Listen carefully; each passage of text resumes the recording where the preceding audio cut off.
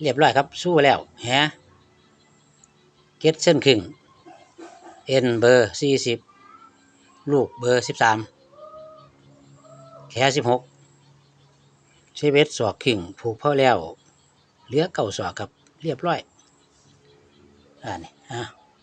พูดละผลไปงามแหหมานครับแ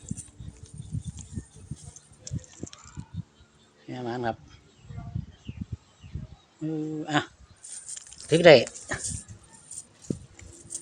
มือหอยน้องคล้องบึงน้องน้ำสาธารณะที่เพิ่นเลี้ยงปลาแล้วก็ลงหนองกันแต่ละหมู่บ้านครับลงหนอง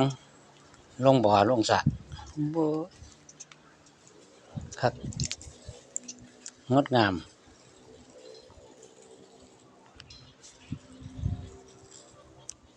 ไปใส่เผา